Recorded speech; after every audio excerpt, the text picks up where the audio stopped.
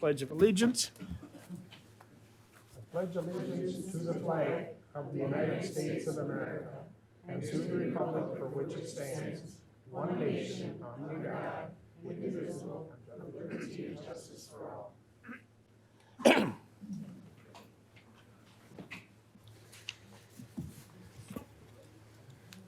We have the reading of the call. Dear Supervisor, please be advised that the Trempealeau County Board of Supervisors will meet at 7 p.m. on February 16th, 2026 in the county boardroom. All county board members' claims are due in the administration office by noon on February 6th so they can be prepared for audit committee approval. Sincerely, Mary Martin, County Clerk. Okay. Roll call. Bridget Turner. Here. Stacy Klein. Here. Richard Sasha. Here. Lori Severson. Here. Andy Todd. Here. Richard Anderson. Here. Kevin Adams. Here. Dick Miller. Here. Kevin Whalen. Here. John Austin. Here. Don Trug. Here. Robert Becker. Here. Renee Lyon. Here. Kellen Nelson. Here. David Larson. Here. Jeannie Nutter. Here. Ron Johnson. Here. 17-0. Certification and compliance with the open meeting law requirements have been met. Mary says yes. We have a 10-item agenda this evening. Looking for an motion Move to approve. And a second? Turner and Johnson. Any questions, comments? All in favor, say aye. Aye. Aye. Okay. Approval of January 26th session minutes. Move to approve. Second. Okay. I didn't hear who made the motion. Dawn? Yep. Okay. Any questions, adjustments, changes? Hearing none. All in favor, say aye. Aye. Aye. Under appearances, we have Ellers. Is he on there or not? I don't see him. Is he? Yes, he is. There he is. Okay. Are you there, Brian? I am. Can you hear me? I can. Yes. Excellent. Go ahead. Very good. Thank you, Mr. Chair. This is really informational and just a brief update. You'll recall towards the end of calendar 25, in concert with your budget adoption, primarily the capital budget, we discussed funding capital projects through the issuance of not to exceed $4,400,000 of general obligation promissory notes. We are really in the process of moving forward. That gave an update to the Exec Finance Committee prior to this board meeting. Just kind of walk you through some of the details. We are proceeding with $4,400,000. That would fund approximately $4,260,000 plus of your capital projects, the largest of which are road and bridge projects. Calendar-wise, there are some things that are moving behind the scenes logistically to help facilitate this. We have a rating call. You'll remember that every time you do go to the capital markets, we get an update to the rating through a brief conversation with the folks at S&P that is scheduled for, I believe, March 5th. The sale of the notes would occur coincident with your next county board meeting, March 16th. That morning, bids would be taken, tabulated, and results would be prepared as final, and then would come before you at that meeting with an agenda item where there would be a binding resolution to accept the best bid and then proceed towards closing. And so that's, again, just high-level detail as to where we presently stand. And I'd be happy to respond to any questions or comments at this point. Anybody have questions? None?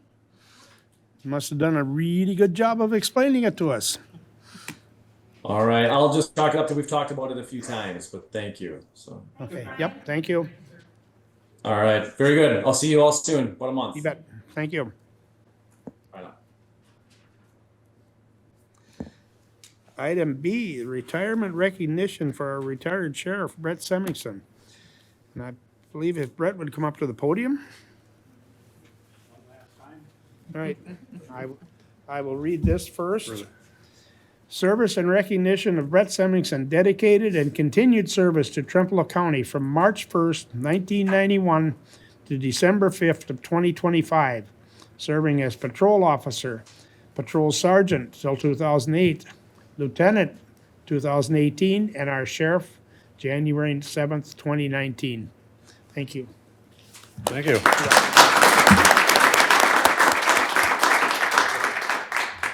Well, thank you for that. I thought I was done here, I guess, but this is a good reason to come down here and say hi to everybody. And I was hoping to get here a few minutes early so I could have a few minutes to say hi, but my new job kept me till after 6 o'clock tonight, so I didn't get a chance to do that. So all I'm doing is I drive a little bit and a lot of windshield time and a lot less stress. So, but I'm enjoying it so far. But thank you again. Like I said before, it was a pleasure working for all of you and your predecessors. I think Sheriff Rich can attest, and I know for a fact that over all my years, we always had the support of the county board, and it makes the job a lot easier. So I appreciate that and appreciate this tonight. Thank you all very much. So.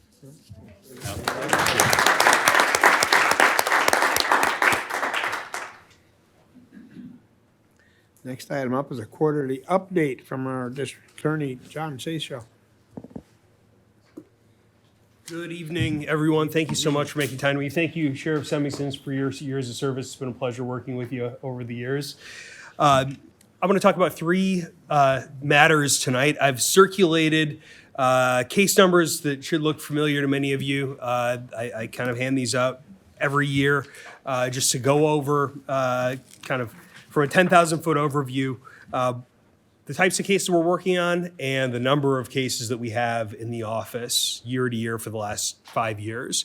So I'm going to talk about kind of the general trends in cases and case numbers. I'm going to talk about some staffing changes at the district attorney's office, and then finally talk about my office's participation in what's referred to as the judicial engagement team. It's a children's court improvement process that's involving a number of entities to include the district attorney's office, Department of Human Services, law enforcement, and others. So I'm going to conclude with that. Looking first to the two-page document that I handed out, looking first at the total cases filed sheet, you can see that for the last 5 years, there's been a general but gradual trend upward in the number of cases that we filed. So looking back to 2022, we had 806 cases in total filed. That's increased annually. Oh, sorry. Sorry, Renee. Year on year, so 806, 896, 905, and then last year in 2025, we filed 987 cases. That's of all case types. So CF is criminal felony, CM is criminal misdemeanor, CT is criminal traffic, so those are OWIs, second and above, operating while revoked, those type of offenses. FO are forfeiture matters, so tickets. JC, JO, and JV are all juvenile matters of different types. JC is delinquency-related matters. JV is children in need of protection services. And TR are traffic citations from primarily the Wisconsin State Patrol. Looking to the other side of that sheet, you can see referrals by different agencies. This might be interesting for you folks to kind of see what your home agency is kind of generating in terms of numbers. Obviously, this doesn't speak to case type, but it kind of gives you an idea as to who is, which agencies are kind of generating the most volume for the DA's office. The numbers aren't really particularly surprising. The sheriff's office, which is our largest agency in the county, is generating the most. Wisconsin State Patrol is generating a lot, primarily in the forms of citations, forfeiture actions. Then, going down from there, you can kind of track it in order of size almost. So City of Arcadia is third, and so on. So generally, we're kind of on track with preceding years, gradual growth, and that kind of brings me to my next point of discussion, which is the growth in the Trumbull County District Attorney's Office.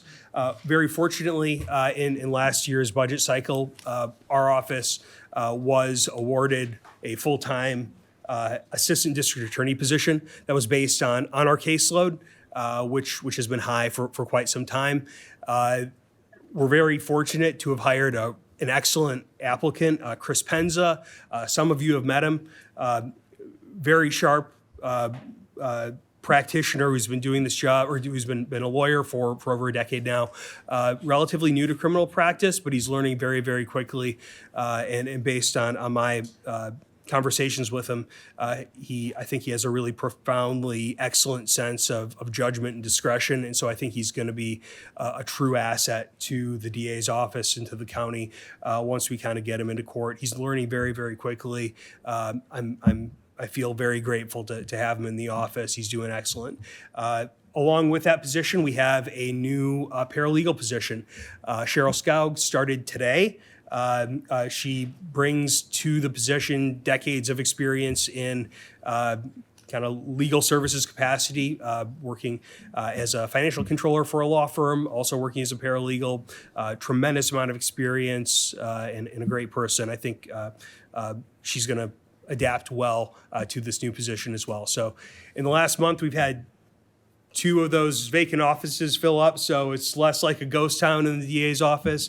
We're putting that space to good use, and we're grateful to have the position, grateful to the board for approving that paralegal position, grateful to the state for approving the prosecutor position. As I think I may have told you at one of the previous quarterly updates, our office was second only to Grant County in terms of kind of being understaffed for the entire state of Wisconsin. We had a really acute need for that position, and we're grateful to have someone in it doing the job. So finally, I'm going to talk a little bit about this process that we're involved with the Children's Court Improvement Program. And I'll say this, since I've been with Trempealeau County for over a decade now, the Trempealeau County District Attorney's Office has represented the interests of the public in children in need of protection and services matters. In recent years, the District Attorney's Office, our community partners, and law enforcement agencies countywide have expressed concern regarding some CPS decisions that we believe place children at risk. This process at reform has not been easy, and there has been some pushback. But I can assure this board and the public at large that we've been working very diligently to address those safety concerns. This year, Trumbull County will be participating in the Wisconsin Judicial Committee on Child Welfare's Judicial Engagement Team. This program is designed to promote child safety by facilitating collaboration among the courts, the Department of Human Services, the District Attorney's Office, law enforcement, and other community partners. We've already seen some good faith efforts by DHS leadership to address the concerns that I referenced. Very recently, just over a week ago, Trumbull County DHS leadership adopted a policy that allows their agency to share screened out reports of abuse or neglect with law enforcement partners. This action came at the urging of Trumbull County District Attorney's Office, the Trumbull County Sheriff, and many other law enforcement agencies countywide. This is consistent with some pending legislation. Wisconsin Assembly Bill 412, or Zoe's Law. That case involved multiple reports of suspected physical abuse from medical professionals and loved ones to CPS, many of which went undocumented and uninvestigated, and which ultimately led to Zoe's tragic passing. I'm grateful to DHS leadership for bringing this reform to the Human Services Board. I think it is a tremendous step toward child safety in this county, and it's a great step at collaboration between law enforcement, DA's office, and DHS leadership. I think it's an excellent step in the right direction. And I am optimistic that participation in the JET program and related reforms will address these public safety concerns and will lead to better outcomes for Trempealeau County's most vulnerable residents. So thank you very much. If anyone has any questions, I'm happy to address those now. Anybody have questions for him? All right, thank you. Hearing Thank you none. very much. Thank you. Great.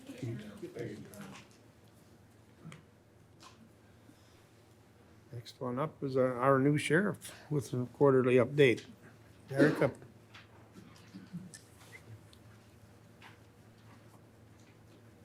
All right, good evening. I passed out an annual report. I'm not going to go through everything on there because no one has time for that.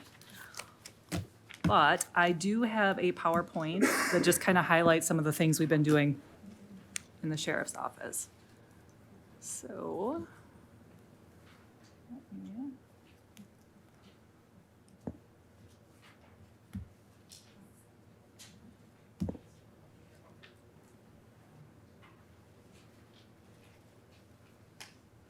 Okay.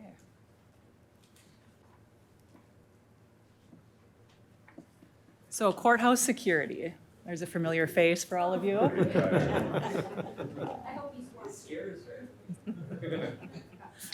So in 2025, we had 89,654 people screened at the front door. And in that time, no reportable incidents. He said he had some crabby people, and he made one guy go back outside and walk in a circle and come back in and change his attitude. And apparently the guy did and thanked him for that. So Christmas is for kids.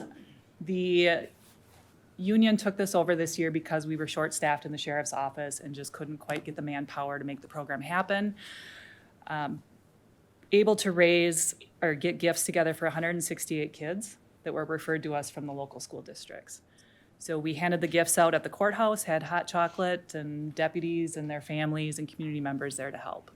A lot of people expressed gratitude and stated that they hope someday they could return the favor. So,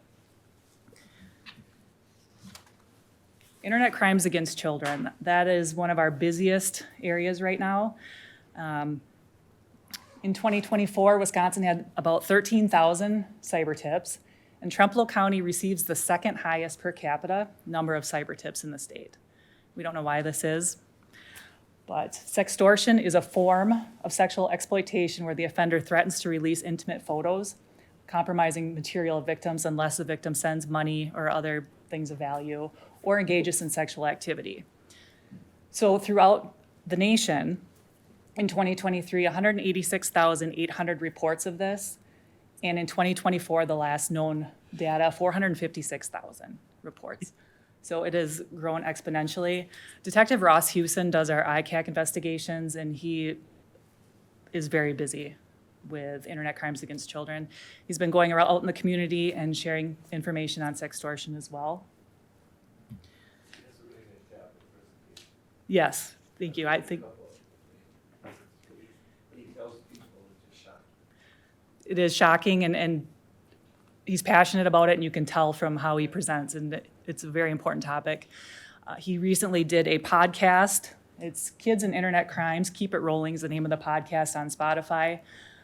And the next two presentations coming up are February 24th at the Independent State Bank, and that's at 6 o'clock. Then we have one March 11th at the Pine Creek Church. These are for 18 years and older. The topic is pretty intense and some of the language as well, so. Badges. Badges is continuing to gain ground. We added another school this year. Arcadia Holy Family School would like to add the program. So in 2025, we were at Whitehall, Olivestrom, Arcadia, Blair Taylor, Osseo Fairchild, Independence, and GET. And then this year, Holy Family. And I've added the dates that will be at each school. If anyone's ever around, feel free to stop in and check it out.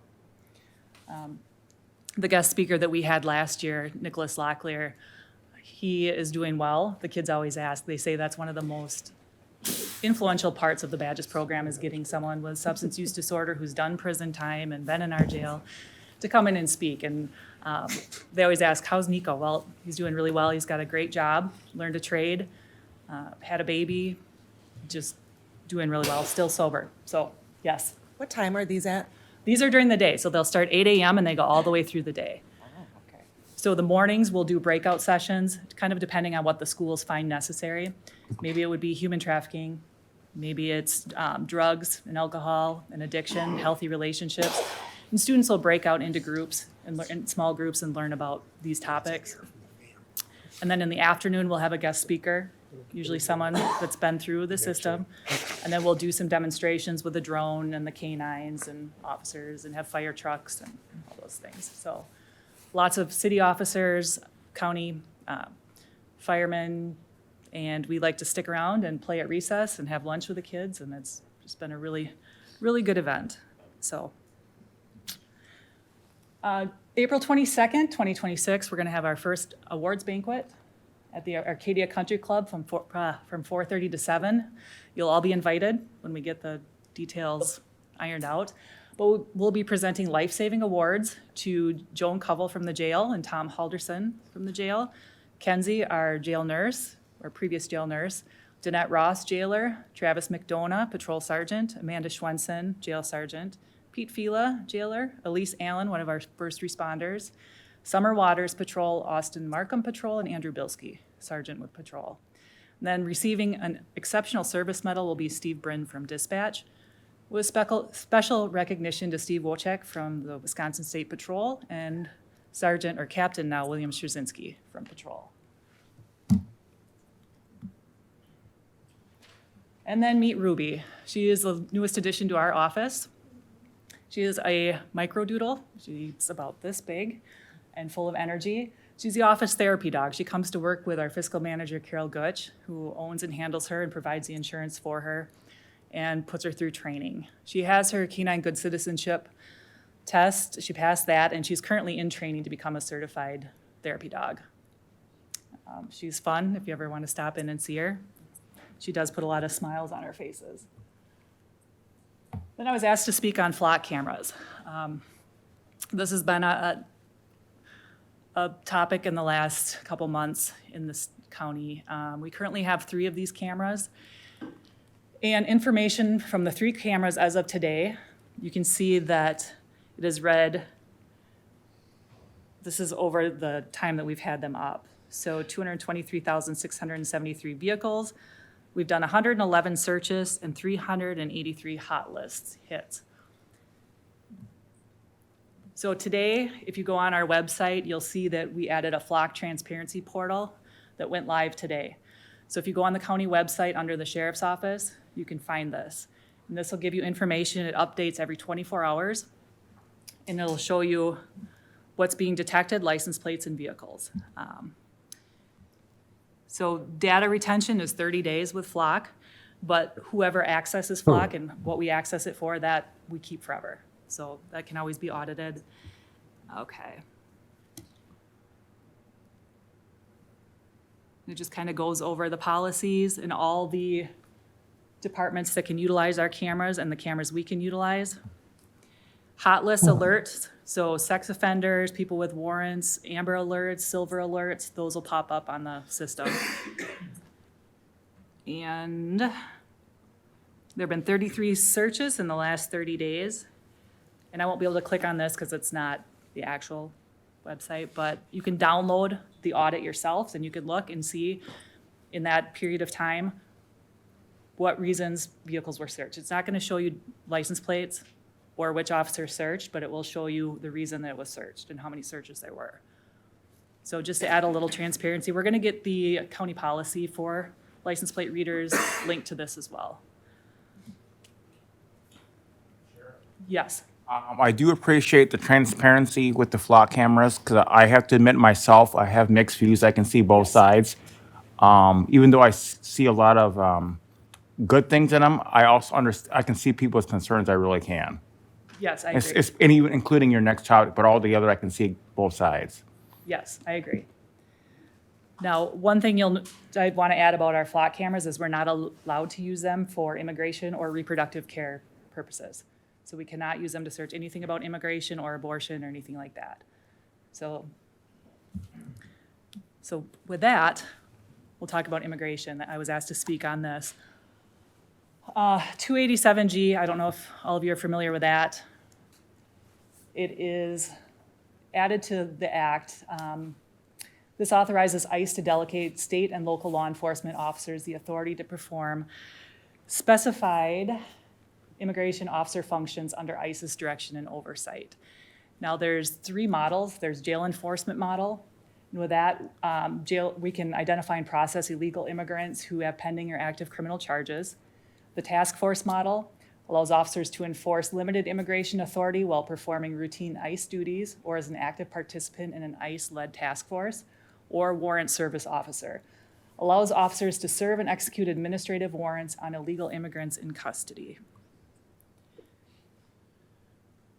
These are the following law enforcement agencies in Wisconsin that do have 287G agreements. We do not, and I'm not planning on it. I don't see it being necessary. I've talked to Arcadia Chief Nick Scholl about getting together and talking about what to do if a large ICE event happens in our area. We've not been able to have that discussion yet, but I did meet with leaders in the Hispanic community in Arcadia, and it was eye-opening at how much their business has been affected and their lives disrupted with everything going on. And a lot of misconception on what county deputies can do as opposed to what ICE agents can do. I'm just trying to explain to them that we don't have ICE powers and we don't ask your immigration status because we're not part of this. I'm trying to, yeah. I know, have you also been talked to the Arcadia mayor too? I know he's not a law enforcement officer, but he might have insight or things that have been reported to Mayor Kimmel too. Yes, I have spoke to Mayor Kimmel as well. If ICE were to come to town, we serve as a support agency. We just make sure our community's safe. We don't step in. We don't assist with their work. They're doing their job. We're doing ours. 2 totally separate things. So I know that doesn't answer very well, but You know that I asked you about it. yes. I'm really pleased with how you've met with community members and you're out there, and I feel safe here, you know. Well, I hope so. I want everyone to feel safe here regardless. And I don't get notified when ICE comes to town, whether or not they're supposed to be. I'm not sure. I don't get notified. From my understanding, when they do come, it's for a targeted person or people. It's not an overarching raid of farms or anything like that. So, Sheriff, can I clarify? yes. If we wanted to be on this list, and I'm only saying if, I'm not Yes. saying that we do, but if we did, I think we have to meet particular specifications, and we don't. We Is have that to sign correct? an MOU. It's just a memorandum of understanding? That's all we would have to do that? Oh, okay. And I know Sheriff, there's some sheriffs in the area that are considering it. So, So as of right now, let's just throw a scenario out there. If there's a riot to come up because of the idea that ICE was here to grab somebody, and there's a riot that was affecting legal problems that had, like different things that have happened legally in Trempealeau County or where we're at, do our officers at that point, they're being doing illegal things to affect the ICE, do we step in then? yes, if someone's breaking the law, then in our Okay. county, then we step in. That's Like smash, I know we're not the Twin Cities and hopefully never be, but people, whether it's true or even false, either way, they get stupid and correct. do stupid things and break businesses and affect people that had little to nothing to do with it, rather, Correct, and that's what we want to prevent. any businesses, whether they're white or Hispanic owned, should have the same protection. Absolutely. Because I believe there's a perception out there, whether it's true or not, that with the businesses being affected, I think there's some people out there that think the only businesses that could be protected are the white businesses. There is, not that I agree with that, but there is a perception out there that white and Hispanic whites should be protected and the Hispanic businesses not. And myself, I can't speak for the whole board. Both should be protected, especially illegal. Well, I can speak for the sheriff, and she agrees that both should be protected. So right now, there's no 287G agreement in Trumpealeau County. ICE activity appears to be limited to individuals, and I've not heard otherwise. And I have not been made aware when they're here.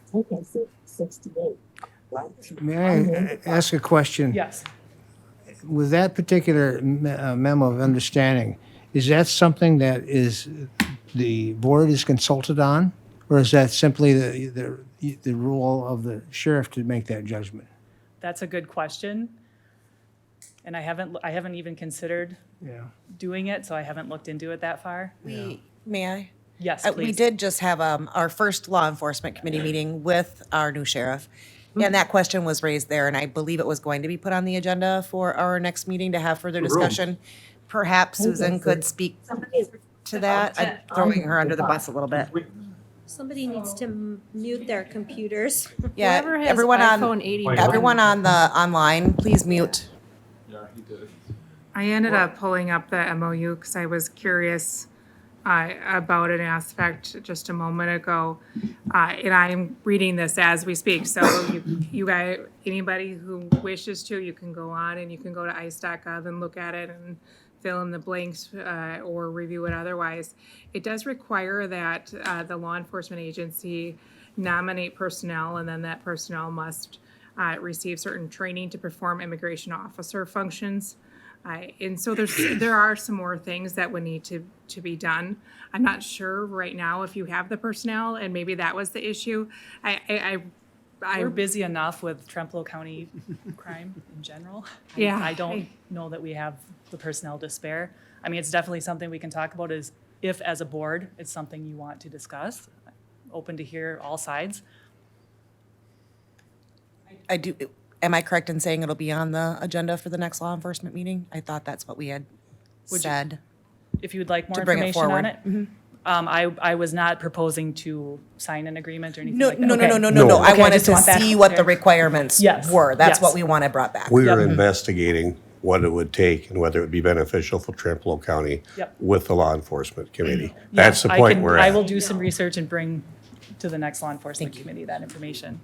I guess I would be time to very do ice supportive of the sheriff's department remain It's a good thing I'm leaving the board. responsible for our county and the laws, the violations that pertain to our county. I think these ICE people are specialized supposedly to do their job, and that's a whole different area. Yes, sir. Yeah, I just don't think we have the people power to deal with this sort of thing.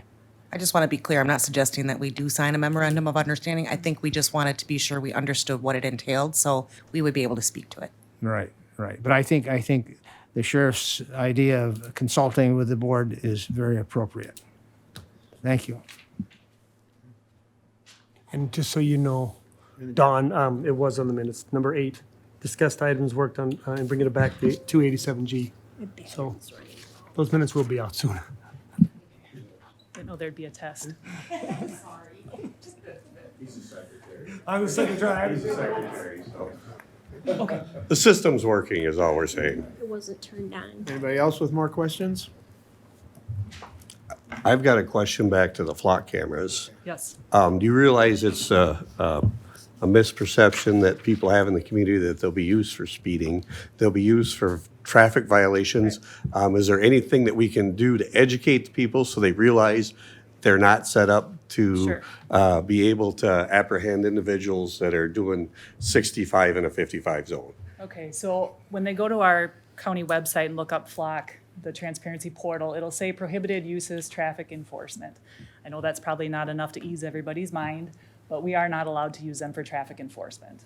We just need to get that word out, Yes. because I've probably had 20 people that asked about the cameras. And- Every one of them was worried about a 10 Yep. mile an hour violation for speeding. Nope, we have to know they're speeding before they're speeding, so we can enter in their plate number to see if we can find their car. And yeah, no, it So doesn't be work mind that reading. way. It doesn't work for flock. No, and you can log in and you can pull up and see what we are searching for. I wonder if that goes in line with like the toll fees. You know, they take pictures, and if you don't pay your toll, you're gonna find Right. out. Like that type of activity is maybe what people are relating that to. But Probably. And the reason I'm mentioning it, 'cause people are watching this so they understand. Yes. We cannot use it for traffic violations. No. Flock cameras are for a different level of enforcement. Yes. I think this presentation takes care of concerns on both sides of the aisle, because I've also had constituents either directly, including county board candidates, and seeing things in other municipal things I watched through. There is concerns on both sides. Hopefully this will take care of either side. And I'm open, if anyone has questions, send me an email, call. I'd be happy to answer what I can. So. Anything else? Okay. All right, thank you all. Thank you. Thank you.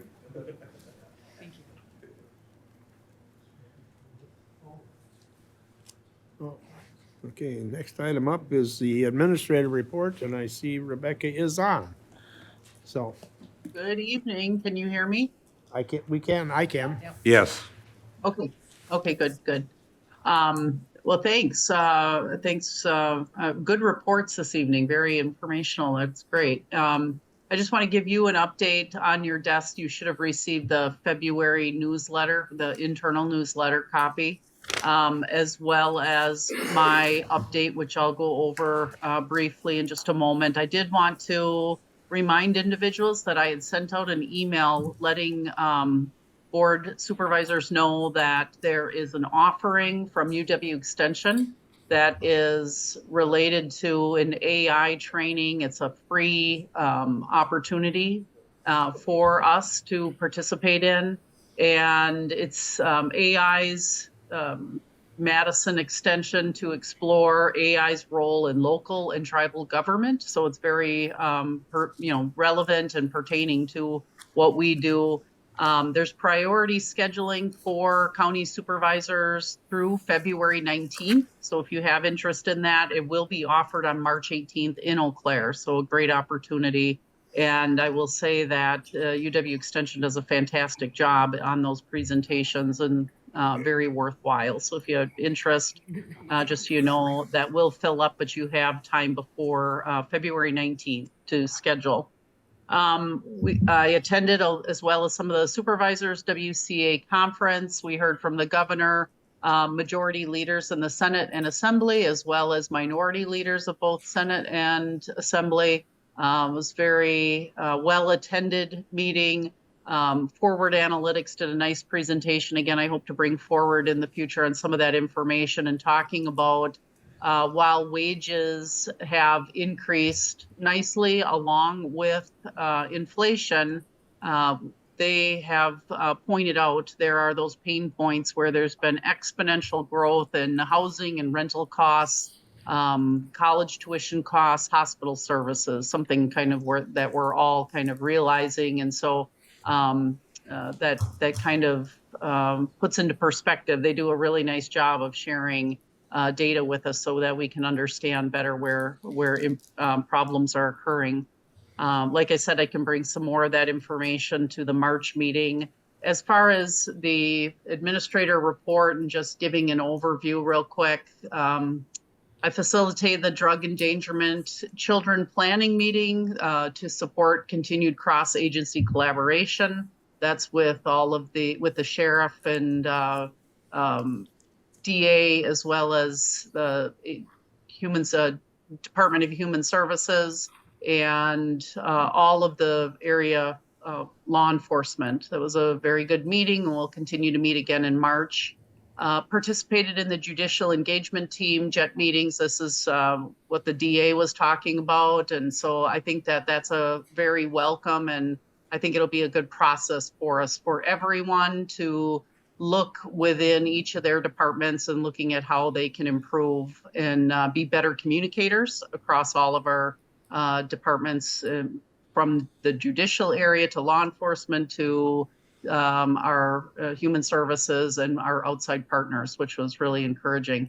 I met with Nate Torres. He's the city administrator for the city of Viroqua, Isaac Pooler, the village of Trempealeau city administrator. They're a part of the Wisconsin Cities and Counties Management Association. And so I've joined that association in order to have other support and other individuals that are in the same line of work, that we share information and work together. I attended the 250th anniversary planning meeting at the Whitehall Library, looking forward to a lot of events coming up in 2026 to celebrate across all of the communities across the county. Participated in the Trempealeau County 2026 Regional Tabletop Exercise just to support emergency preparedness coordination. Again, attended the Wisconsin Counties Association Conference in Madison. and continued participation in weekly administrator collaboration meetings and WCA leadership meetings. Have been doing a lot with Ellers lately again to talk about 2026 borrowing plans discussion, as well as our team within and getting information ready for that process. I participated in the purchasing policy review discussion that we just had our first meeting. So we'll continue to work forward on policy in that regard. Coordinated and attended a Southern Trempealeau County Regional Tourism meeting to support Southern County tourism initiatives, working with the Explore La Crosse group. Held multiple UKG implementation meetings as we continue to progress through system rollout, working a lot with UKG staff, trying to get help through that. Conducted monthly management meeting with department heads to ensure alignment across all the departments. And then, of course, a significant portion of time continues to be dedicated to human resource management. And so I spend a lot of time in looking at that, and right now in the process of looking at policy to determine where we're lacking, just in updating our policy that's related to having a county administrator now. Any questions? Anybody with questions? I don't see any lights on. So, Thank you. yep. I guess not. Okay, thank you. Yep, you bet. Thank you.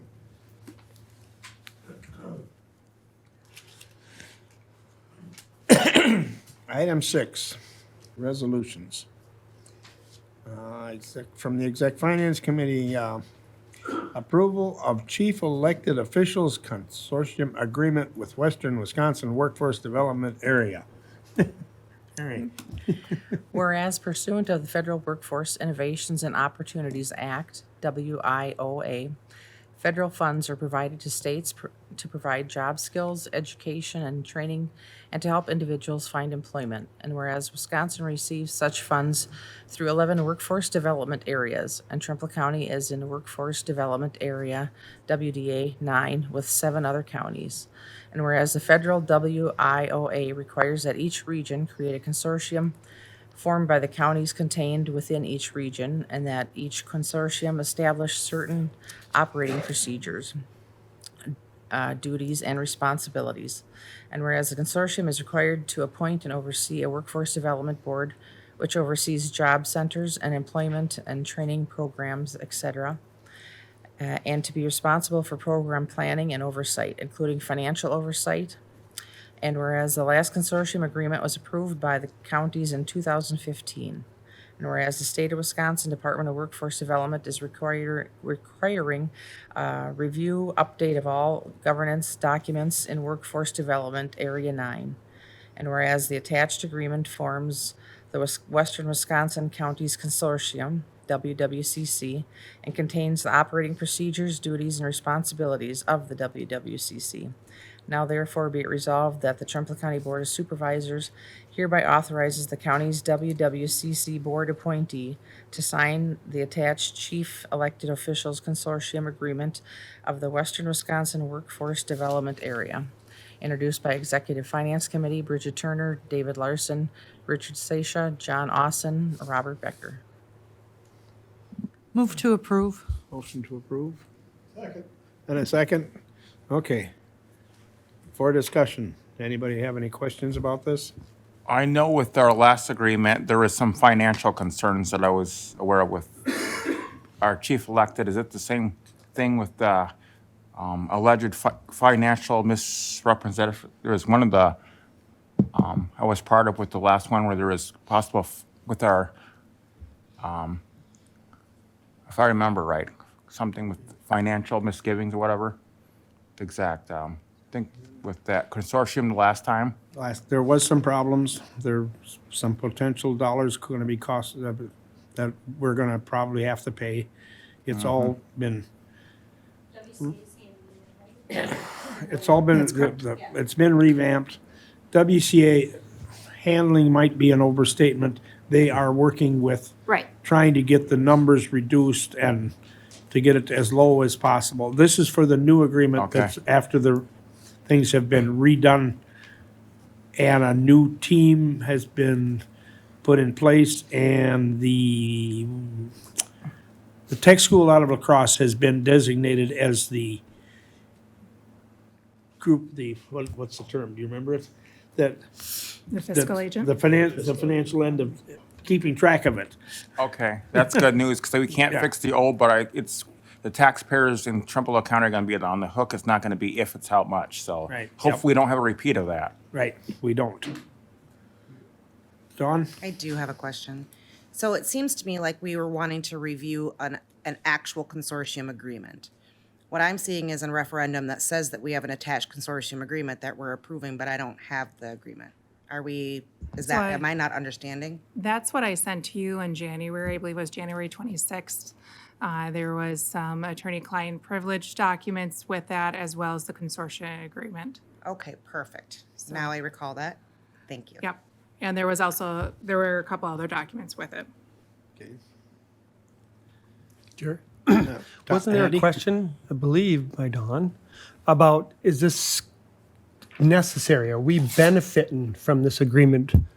I don't want to call Dawn out, but I remember somebody mentioning it, and it sounds, are we benefiting for an agreement that we are putting ourselves into? So I think there are two parts, if I may, Chair. Okay, go, please. So, Mic on. oh, might help if I do that. So there's two parts to your question. One is whether it's necessary, and two is whether we're benefiting. And those aren't really necessarily the same for this particular issue. It is necessary. Our participation is through federal law. Also, our responsibility, even though we had minimal information all the way through, is through federal law as well. So it's unfortunate we're on the hook. Now, our benefit, that ebbs and flows with the counties. And I think that's a real good question of how much each county is receiving any benefit for it. This particular agreement is going to be proportionate for at least, if there's something down the line, it's going to be proportionate for the population that we have. So if we have 10.3% of the population out of all 7 or 8 counties, that's going to limit it to that number of whatever the population's number is. Does that answer? You can go to the website of the consortium and it'll tell you who gets benefits. Yes. So the people in Trempealeau County do benefit from this consortium. There's programs that are a result of this. And if you go to their website, it tells you everything that Trempealeau County gets. And I did it at the last meeting. I don't have it off the top of my head. I mean, I could look it up, but. It varies, and then Yeah. of course there are walk-ins too, and, Right, and so so it's, forth. it's supporting and helping the people who live here, which is our job. Which is why I think the federal government mandates this. Mr. Chair, Mr. Miller. an area that they may be involved in is, for example, in Blair, the cheese plant is going to be shutting down for a period of time to reset for making cottage cheese. So there will be a significant layoff in that operation. So in theory, this could be an area that they may be working with, helping people to find employment or prepare for other employment. So it really depends on what is happening with your workforce within the area of the Trempealeau County. You know, if there was a significant layoff, say in Arcadia, that would be another one where they may provide some training or I think a lot of what they do is training and prepare people to seek other employment. I just went to their website and it's career programs, job center services for 14 to 24-year-olds, E3, and the WIOA program, job loss, rapid response for a second chance, windows to work. The link that you had shared with me last month, Jeannie, was to workforceconnections.org. Oh, okay, yeah. This is part of this, I think. You might have clicked an extra click, but Yeah. to get there, yep. And I can send it out because I'm also on it right now. And it is career programs, job center programs, the specific age related, those with job rapid loss. That's for people, and then there's also for employers. There are multiple things that they do in each. Yeah, so it's It's a good thing. So the way it sounds, those we have to pass it. Right, right. I We don't, have to and we want to.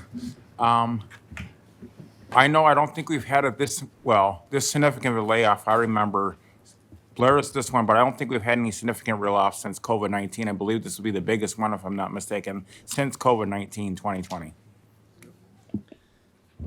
And the cost to us now, it's been said before, was not due to wrongdoing, it was due, I'm gonna use the word incompetence of the staff rather than any wrongdoing. And they're still working at trying to reduce the cost to us, is what the county association is doing. Even though it's not purposeful, even if it's accidental, it's either way, it's affecting the taxpayers. I want to make that Yep, very clear. It does, yes. Anybody else? And for Doc? what it's worth, it's a whole new leadership group there, Yes, which I think yes. is very important. Yeah, And we're hoping we're heading in the right direction. and the new contract is, I'll call it tighter than the other one was. Yes.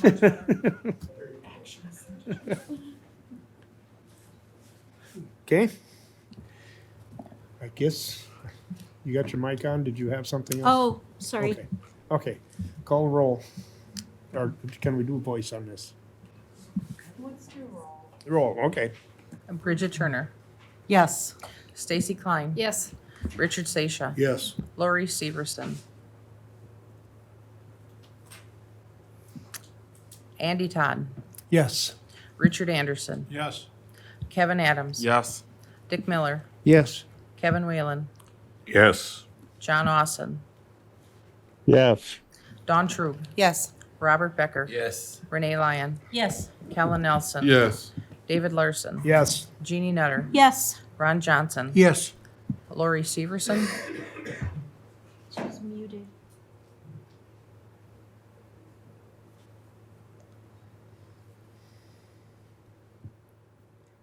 that's 16-0.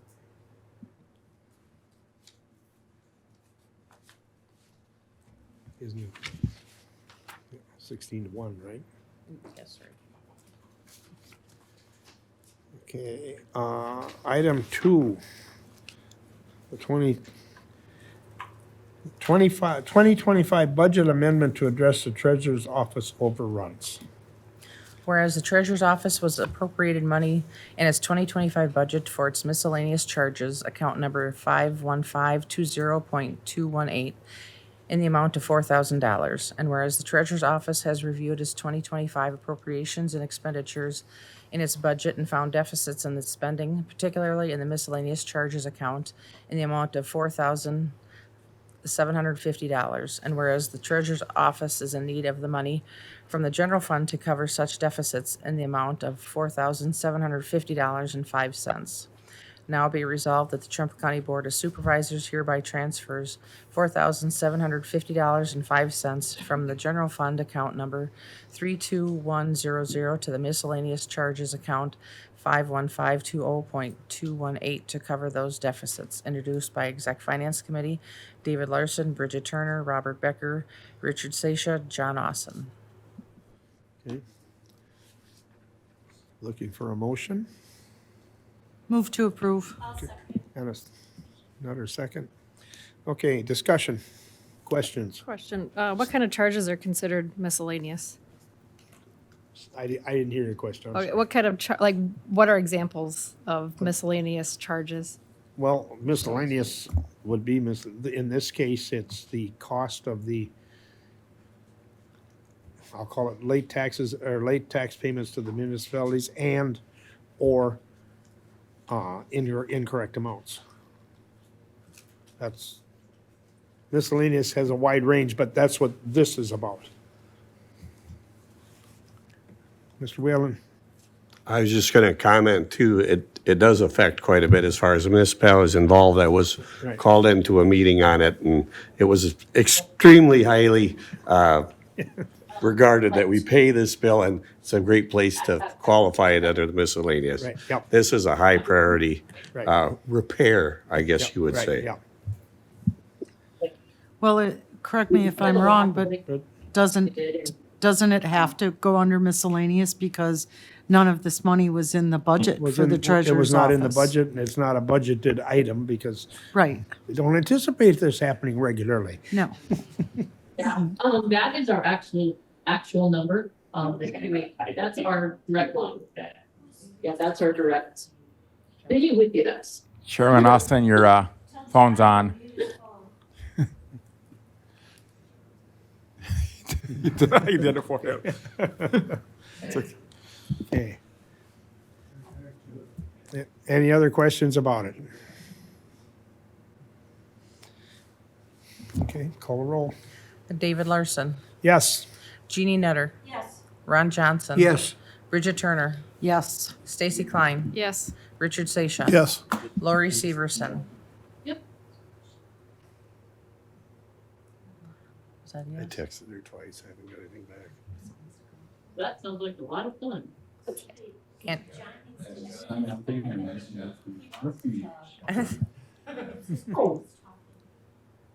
Andy First Todd, lady. Yes. Richard Anderson, Yes. Kevin Adams, Yes. Dick Miller, Yes. Kevin Whalen, Yes. John Austin. Yes. Yes, thank you. David True, sorry, Dawn True, sorry. Sure, yes. Too many things going on. That'll- Robert Becker, Yes. Renee Lyon. Yes. Kellen Nelson. Yes. Did Lori Severson, did she answer? No, she hasn't, I texted her, I haven't got a response. Okay, all right, then we'll go with a no. All right, 16-1.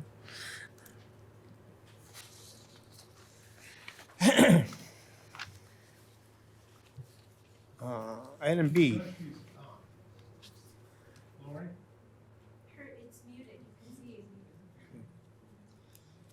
Okay. Item B, Joint Exec Finance Committee and Personnel Bargaining Committee establishing total annual compensation for clerk of court and sheriff pursuant to Wisconsin Statute 59.22.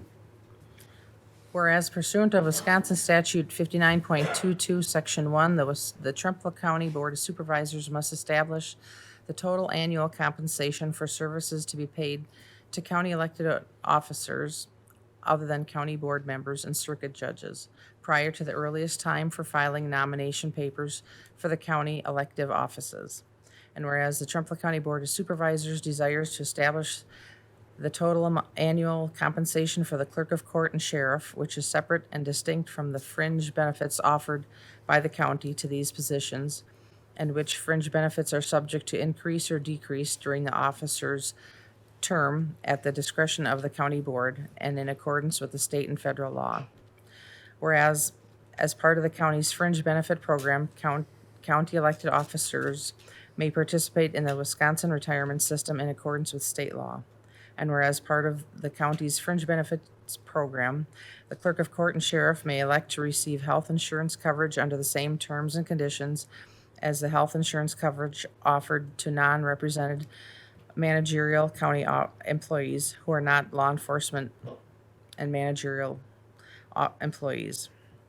Now be resolved by the Trempealeau County Board that the total annual salary for the clerk of court and sheriff under Wisconsin Statute 59.22, Section 1, shall be set forth below to become effective on the first day of the term of office that begins after the date of this resolution. Be it further resolved that the clerk of court and sheriff are entitled to participate in the Wisconsin retirement system in accordance with the Wisconsin law, and the county shall pay only its share of contributions required by law. And be it further resolved that the clerk of court and sheriff are entitled to participate in the county's health insurance program, subject to the terms and conditions of the program, which may be modified from time to time under the same terms and conditions as a health insurance coverage offered to full-time county employees. For clerk of court, for 2026, annual salary would be $76,799.23. And 27, a 3% increase to $79,103.21. And 2028, a 3% increase to $81,476.31. 2029, a 3% increase to $83,920.60. And in 2030, a 2% increase to $85,599.01. For the sheriff, 2026 current is $106,995.83. A 3% increase in 2027 to $110,205.71. 2028, a 3% increase to $113,511.88. In 2029, a 3% increase to $116,917.24. And in 2030, a 2% increase to $119,255.59. Co-introduced by Personnel Bargaining Committee, Kellen Nelson, Jeannie Nutter, Ron Johnson, Renee Lyon, John Austin. Also co-introduced by Exec Finance Committee, David Larson, Bridget Turner, Richard Seisha, John Austin, and Robert Becker. Move to approve. I'll second. Okay, Johnson, the motion. Nutter. With the second. Oh, I heard Ron before I heard you on the motion. Oh, he moved, I seconded. I thought you couldn't remember my name because you can't see it here. You forgot me already. Yeah. Okay, motion second. Open for discussion, questions. Mr. Just a Seisha. comment. I made a comment at Exec Finance that I just didn't feel we should be going to this amount, but I guess with everybody else getting that same amount, it's kind of hard to argue. But I think I brought it up because of what I'd read in the Times. We were just seeing every school district looking for money. And I'm thinking, we got to start watching every dime here at the county because taxes are not going to look so good the next couple of years. But I did say yes, and I guess I'll probably have to say yes now too. But I think we would have, maybe should have looked at that a little different. Bridget? Based on the figures that we were given in exec finance, what we were looking at, and I know it might be a little bit splitting hairs, but it was a 2.88% increase. So was that number wrong or was this changed, is my question. Because we voted for that, but it was a 2.88%. Does anybody else from exec finance recall that? No, I'm trying to refresh. I gotta go back. I don't have the form with me, otherwise. I don't think I do either. They attached that Excel document. It was attached and what was in there was a proposed 1%, 2%, and 2.88%. On the spreadsheet. I think that's right. That's, It could be yes. Thank you. so. So I have here. I will interject when you have a minute. Okay, all right.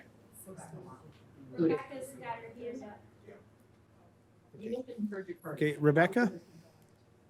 Yeah, so I will, I look back at what was sent in the packet and I apologize. What was, that wasn't what I had worked on with, and if my recollection at that meeting was talking about following what we did with the registered deeds clerk and treasurer, which was a 3332.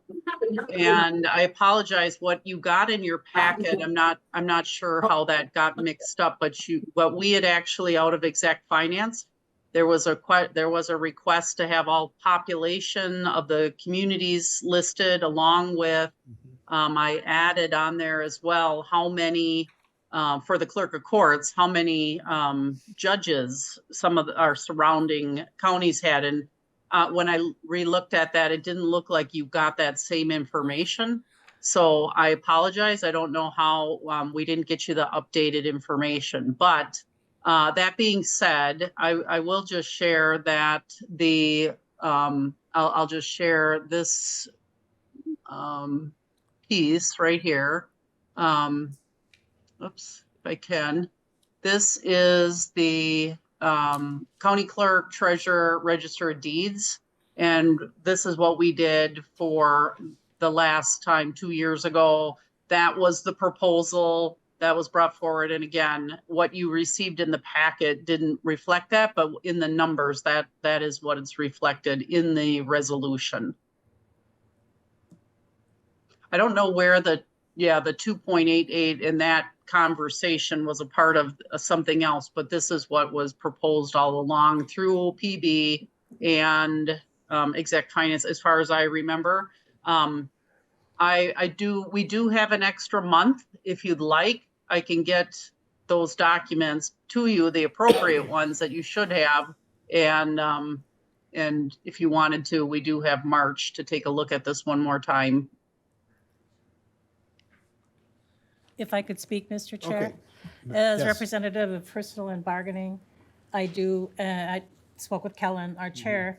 We recall that the discussion from PB was that the elected official for clerk of court and sheriff be set at the rates of 3%, 3%, and 2%, and that this was consistent with the last round of elected officials.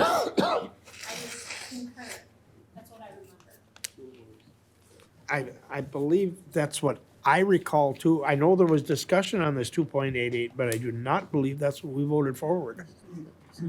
No, it was,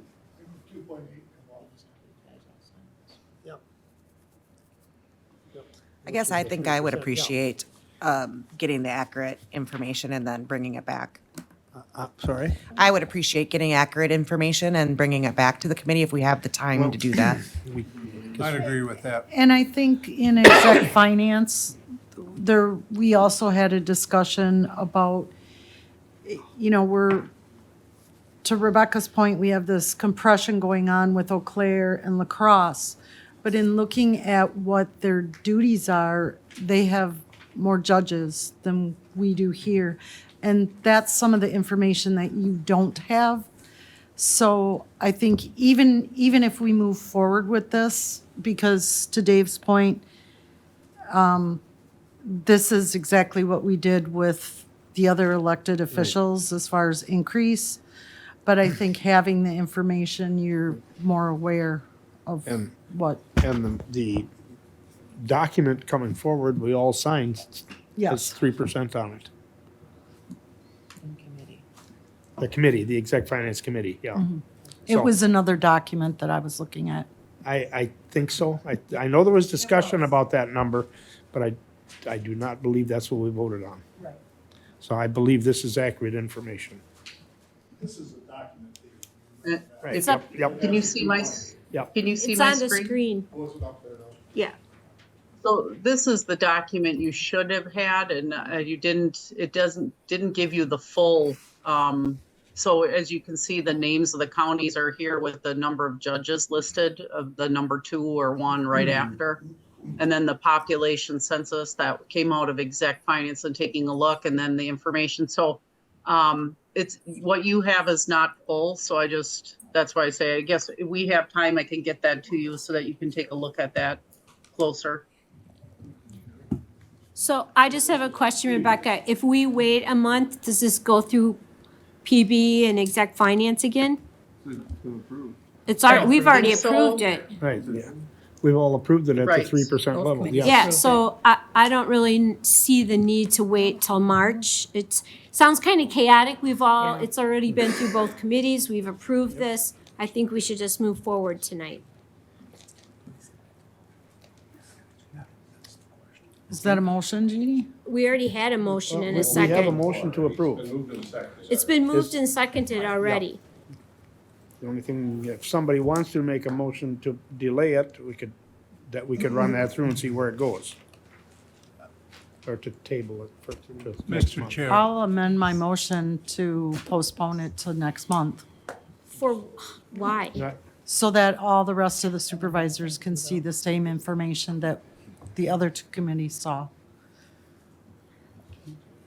And with all due respect to Personnel Bargaining Committee, they did their homework, and I trust that they did, so. Okay, hang on just a minute, Dick. I'm not sure I understood your point.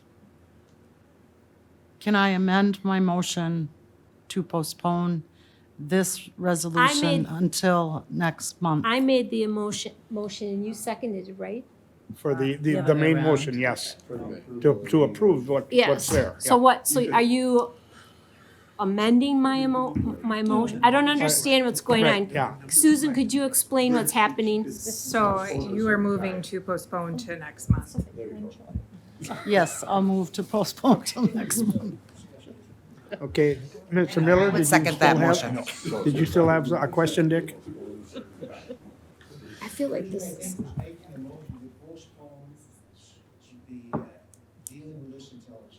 Next month, okay, yep. Okay. I think we already have one. I'm sorry, Okay. Don. Available for debate or to be amended on the time. I call the question or the second motion. Okay, yep. So before, let's have a vote on this particular. Can't we ask? On the amendment, yep, right, that's where I'm going.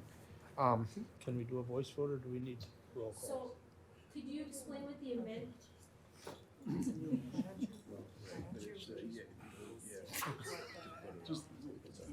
Kevin.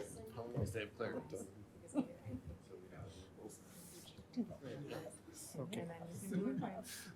And I want it. Okay, okay, hang on just a minute, I'm gonna read her, or list out her motion. Her motion is to postpone this resolution until the next meeting. We have a motion and a second.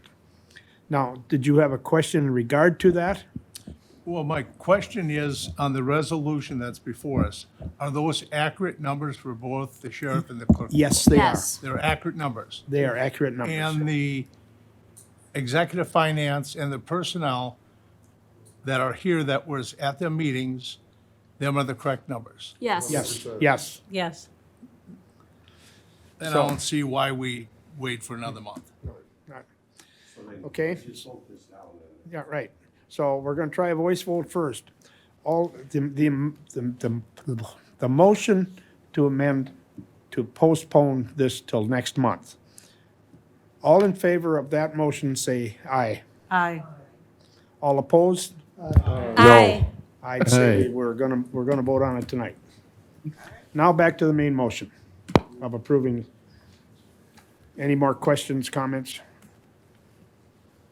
Okay, call the roll. Kevin Adams, Yes. Dick Miller, Yes?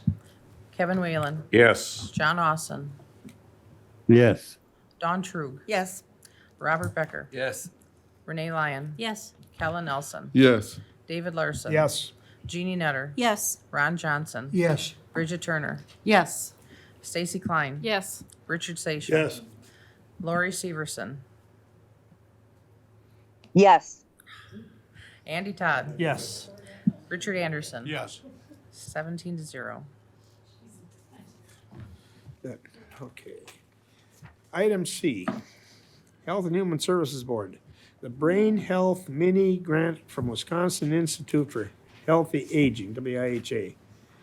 And I believe, no, he's not, nobody's here, that we were going to, because this thing did not get to exec finance, we're not going to bring it up tonight. We'll move it on to the next month. It is not a time-sensitive situation, so we'll It's just, approving the money that they got, right, $1,500. just approving, putting it in the treasury. Right. Right, they already got it. They already So, got it. Yep, so it's not time-sensitive, so we can go through it properly, bring it through. It did not get to exec finance. Okay. It went through Yes, Health and Human yes, Services. Yes, but not exec finance, so. Okay. It'll be brought back next month after that. Item D, Well, I just have a quick question. Will it affect how they can use it? There's no effect. I talked to Director Hein, if I Yeah. may. I talked to Director Hein right before the meeting, and he said it's not time sensitive. It's fine to Yeah. bring it back next month. item D, Law Enforcement / Emergency Management Committee. Amend the District Attorney 2025 budget due to additional revenues. So, someplace I thought I saw expenses, but I don't see it on here, so.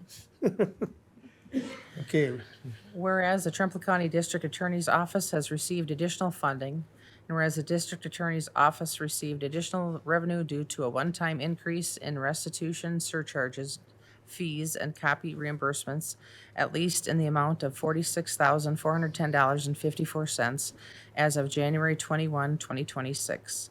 And whereas while the district attorney's office made minor purchases in preparation for new staff such as their laptops, docking station, and smart board in the amount of $3,655.22, these additional purchases need to be accounted for in the 2025 budget as well as in other county record.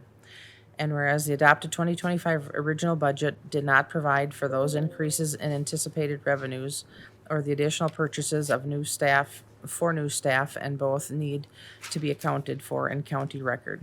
And whereas these additional funds, less the cost of the above expenses, and in the amount of $42,755.32 should be made a part of the county's general fund after 2025. Now therefore be it resolved that the Trumpealeau County Board of Supervisors accepts the amount of $42,755.32, amends the 2025 annual budget for the Trumpealeau County District Attorney's Office to be used at offset for the unexpected expenses set forth herein, and that expense account 101.51310.810 and the following revenue accounts be amended to show the increase of $42,755.32 as of January 21, 2026. Account 101.43510 for $11,904.33. Account 101.46157 for $12,529.18. Account 101.46158 for $14,249.43. Account 101.46159 for $7,727.60 for total revenue $46,410.54. Total expenses exceeded negative $3,655.22. Balance to general fund $42,000, $755.32. Introduced by Law Enforcement Committee, Ron Johnson, Andy Todd, Don Trug, Kevin Whalen. Move to approve. I'll second. Motion and a second. Any questions? Comments? Second? Huh? Did you second it? Oh. Dawn? Dawn, I believe, wasn't it? Yeah. Dawn. Yeah. Seeing no lights on and hearing no questions, call roll. Renee Lyon, Yes. Kellen Nelson, Yes. David Larson. Yes. Jeannie Nutter. Yes. Ron Johnson. Yes. Bridget Turner. Yes. Stacy Klein. Yes. Richard Seisha. Yes. Lori Severson. Yes. Andy Todd. Yes. Richard Anderson. Yes. Kevin Adams. Yes. Dick Miller. Yes. Kevin Whalen. Yes. John Austin. Yes. Don Trug. Yes. Robert Becker. Yes. 17-0. What's going on is we have $200 Item two, amendment to the Trempealeau County Ordinance Chapters 2 and 16 to update emergency management provisions. Whereas the Trumpealeau County ordinance specifically as applicable to the Trumpealeau County emergency management needs to be updated and made consistent with recent changes to the Trumpealeau County ordinances and structure. Whereas those changes include specific revisions to Trumpealeau County ordinances 2.03, Section 1, Section A, 2.05, Section 8, Section E, and 16.01, with a copy of the proposed amendments attached hereto. And whereas these changes are necessary to conform to Wisconsin law, Trumpealeau County ordinance, and the policy of the Board of Supervisors. Now therefore be it resolved that Trumpealeau County Board of Supervisors hereby approves of those amendments to the Trumpealeau County ordinances, Section 2.03, Section 1, Section A, 2.05, Section 8, Section E, and 1601 as attached hereto, and that all ordinances or resolutions in conflict with this amendment are hereby repealed to the extent of such conflict. Introduced by Emergency Management Coordinator, Law Enforcement Emergency Management Committee, Ron Johnson, Andy Todd, Kevin Whalen, Don Trug. Motion to approve. Okay. Motion and second by Whalen.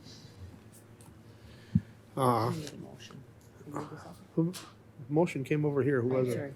Motion here. There. Oh, there. Okay. Right there. Thank you. Your voice carried over that way somehow. Just the way it is. Okay. Have a motion and a second. Questions, comment? Explanation? Sounds like everybody's on track. Okay, this could be a voice vote, Ken. It's not fiscal. What's that? I said it's not fiscal. Right, yep.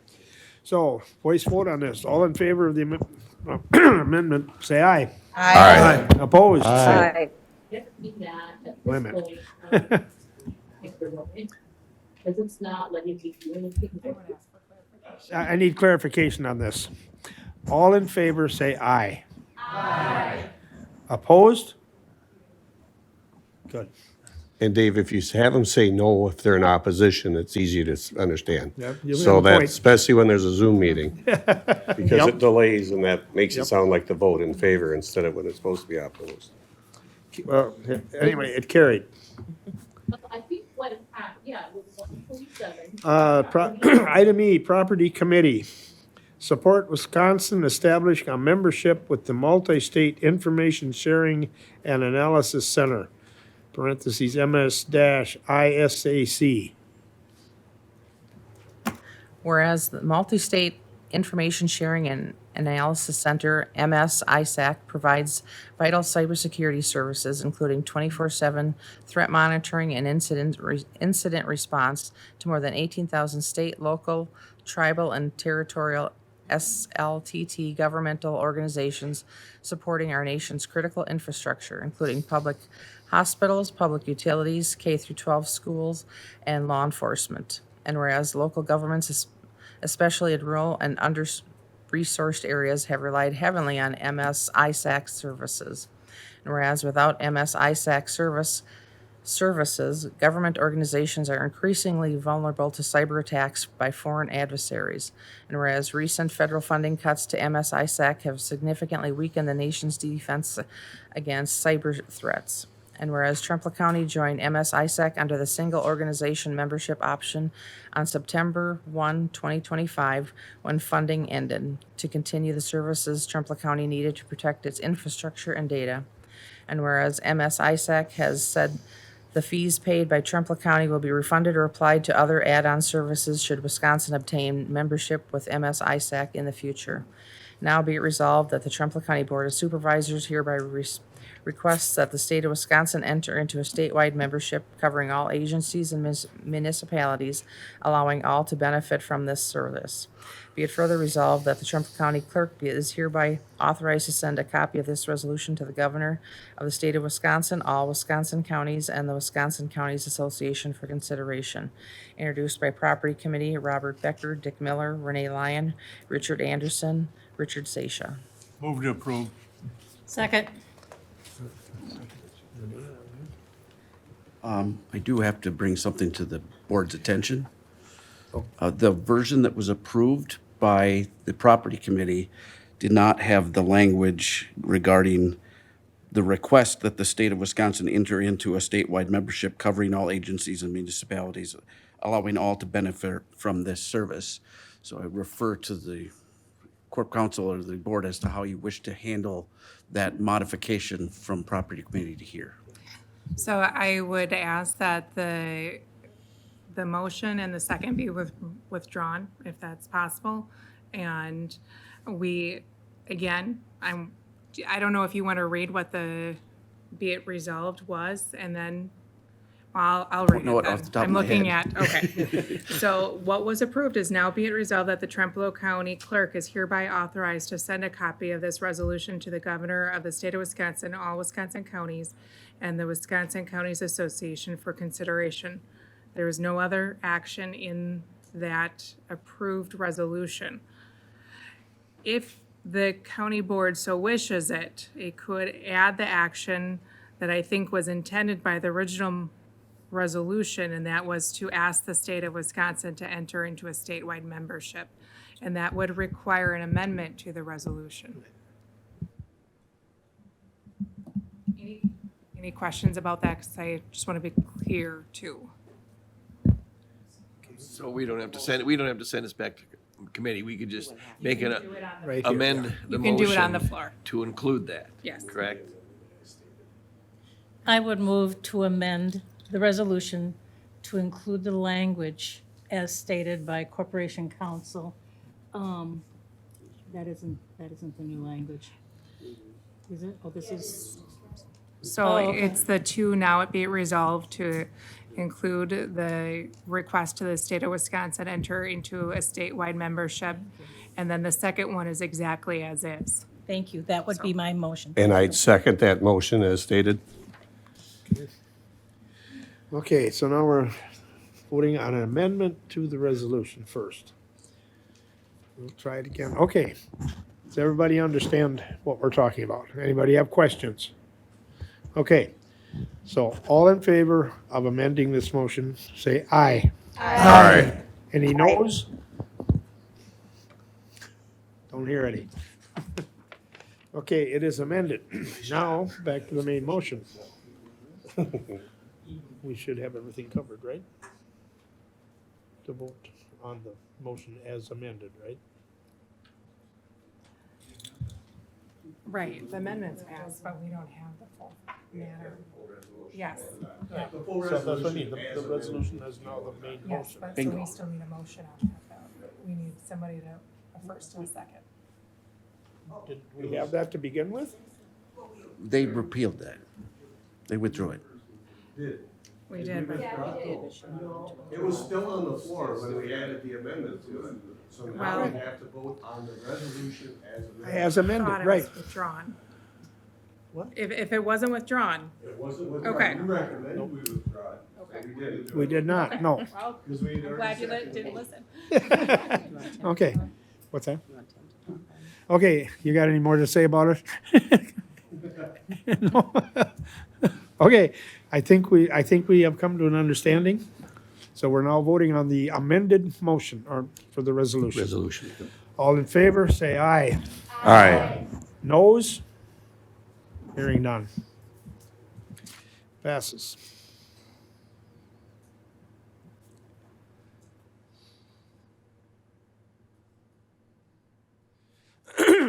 Item F, the Audit Committee Claims of Members.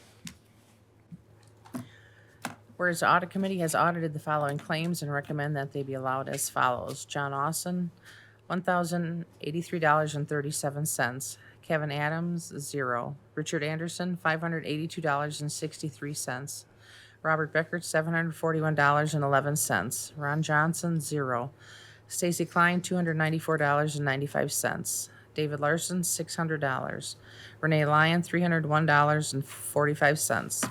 Dick Miller, $346.40. Callan Nelson, $300. Jeannie Nutter, 0. Richard Sasha, $313.10. Lori Severson, 0. Andy Todd, 0. Bridget Turner, $442.80. Dawn Trug, $340.60. Kevin Whalen, $572.55. Total per diem, $5,700. Total expenses, $618.96. Grand total, $6,318.96. Now be it resolved that the claims be allowed as shown, introduced by Audit Committee John Austin, Renee Lyon, Kellen Nelson. Chair, Motion second. looks like there's a mistake on Kevin Adams. Shows $0 and it looks like his per diem is 400. I don't think it was moved over. I was looking at that same thing earlier. Yeah. That doesn't seem quite right. You see, you see what we're talking about?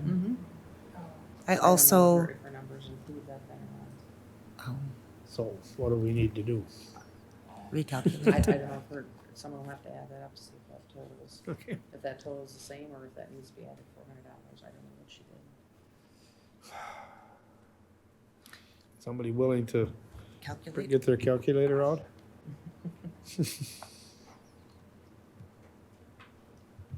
You can add it up, Andy. Yeah, up in my head, right? You're rides with you, so you didn't have to leave. Yeah. That's where the Takes mix me up. longer to find it in my phone. I figure than it I does to use better it. have, But yeah, I think what happened is, like I said, he charged for yesterday for, they were turned around and charged for this one, you know, what we have so far, and I think it was just Okay. for Trying to figure whatever it out. reason. I don't know if it took from that old, maybe two, I don't know. I'm not sure, but I will let that know about that one, that way, and I'll call him myself tomorrow morning. He's here at 7:30. Oh, okay. You got it shut off, okay. Okay, Mary just added up, the bottom line is the correct total. It When I- just didn't get physically moved over. When I add the per diem column of 5,700 that had the $400 in it, plus the expenses of $618.96, it does total the $6,318.96. So I'm assuming her numbers did account for that. Yeah. I have one additional question. What's that? If you don't mind, I have one Okay. additional question. There, on the expenses, there's negative expenses. I'm curious what happened with that, if, I took my wife along. that's what I thought. Back here costs negative expenses. And 2 times it came in, which is enough to, it was for highway in January and legislative this month.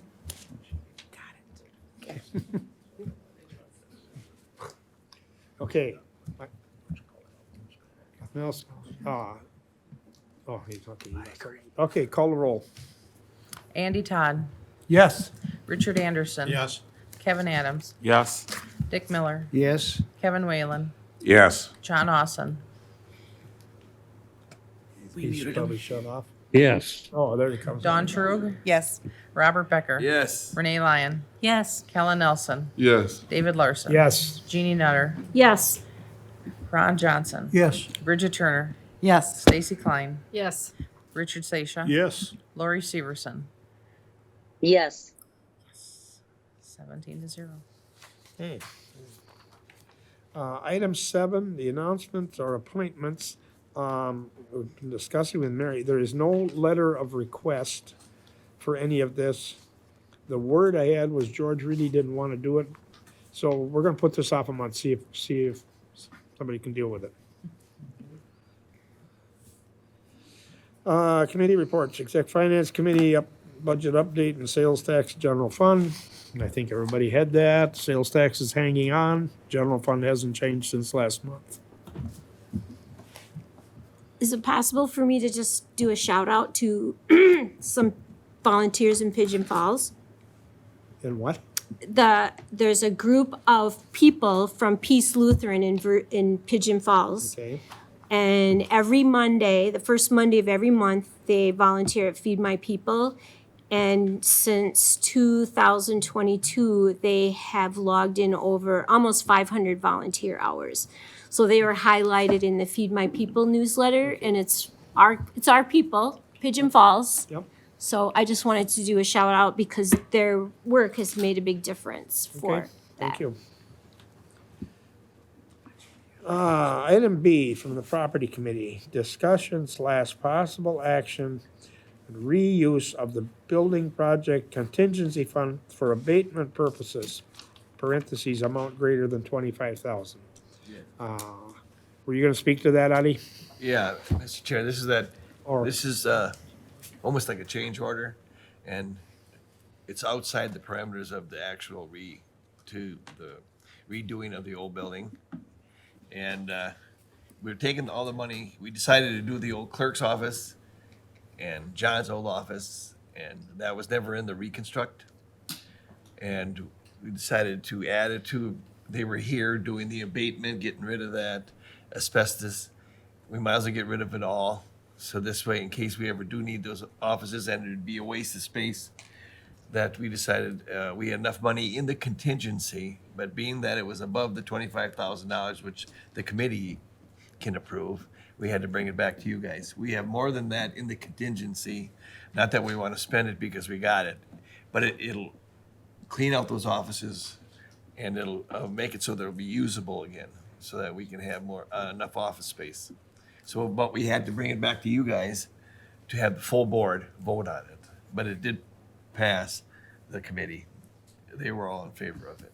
And it'll make those offices usable and without Jeremy? any of the asbestos. And I think that's the last of the asbestos, isn't it? Jeremy? Yes, so this would be removing the last of the asbestos, and just for number's sake, so you guys are aware of where we sit. At the start of the project, I had $614,487 in contingency, over all the contingencies.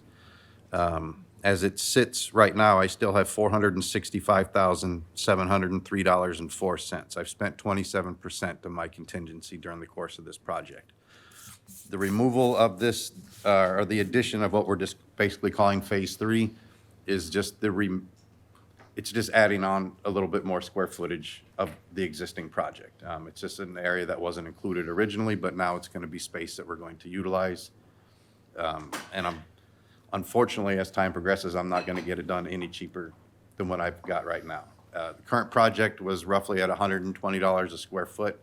Adding this is at $70 a square foot. So I'm getting a significant savings because they're already here. All the stuff is ready to go.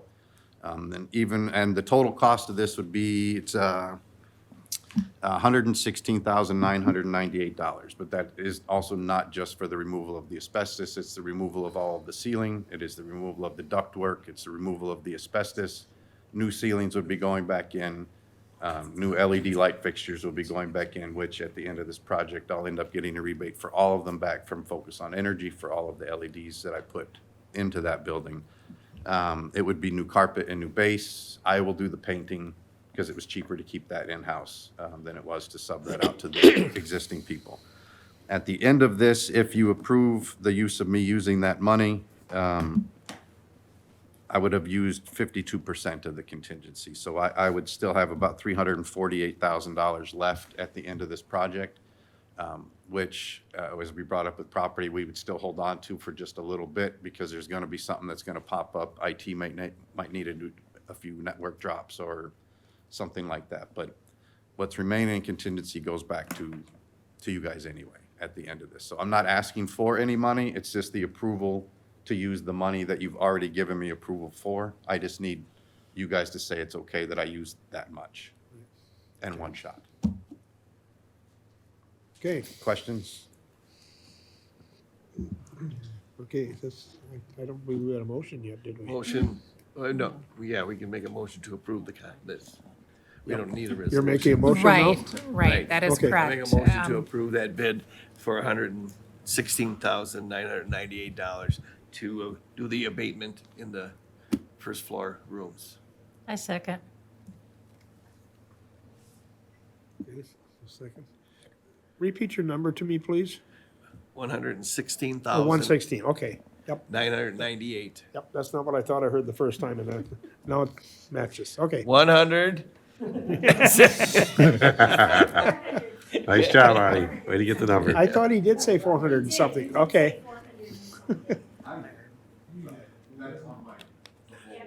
Yeah. Yep, so, I don't even okay. have 4 down. I don't even have. Motion and a second. Okay. Any other questions? Call a roll. David Larson. Yes. Jeannie Nutter. Yes. Ron Johnson. Yes. Bridget Turner.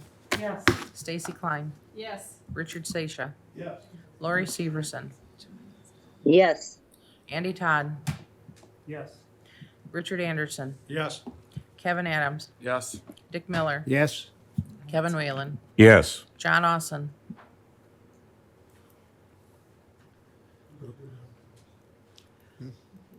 Dawn Trug. Yes. Robert Becker. Yes. Renee Lyon. Yes. Kellen Nelson. Yes. John Austin. For the first time.